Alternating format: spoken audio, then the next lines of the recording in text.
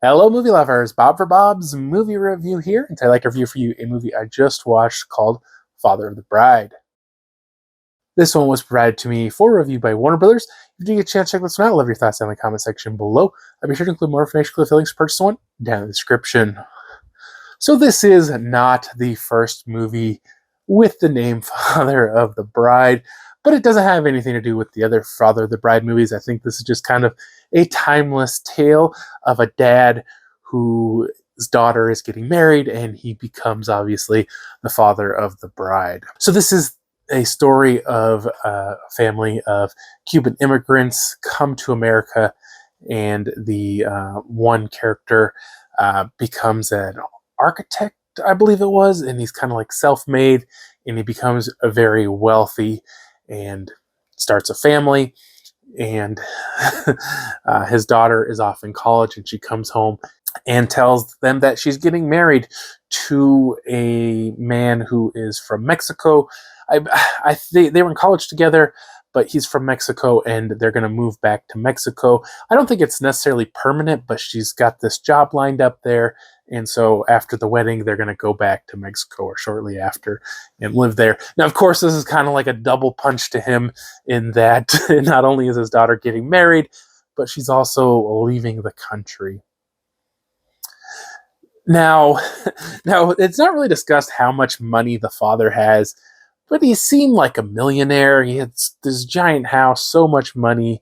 And then we are eventually shown that the groom's dad is a billionaire, I guess. Again, we don't really find out how much, but he's got to be a billionaire. And I just started thinking, I can relate to this movie.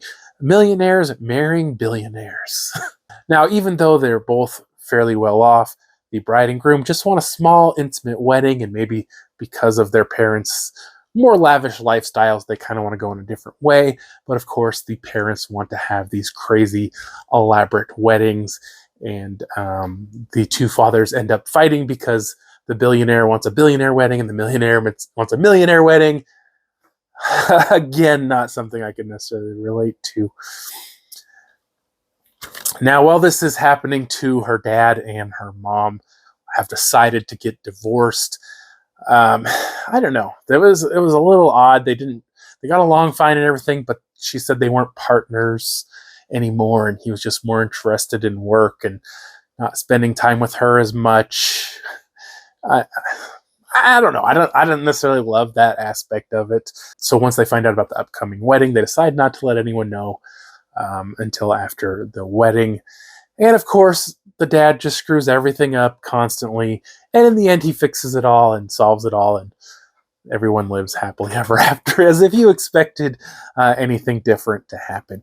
So this movie's all right. It is, kind of a little mushier kind of story.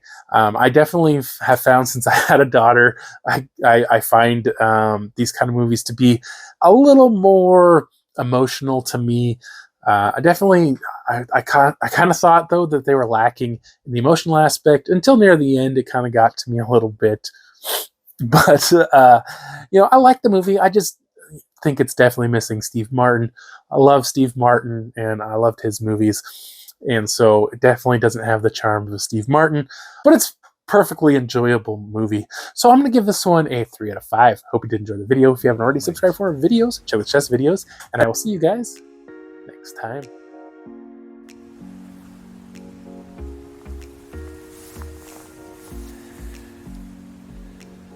Okay, the video is done. Choose another video.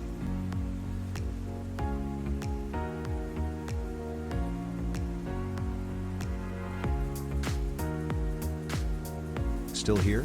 Subscribe, and visit my social media links.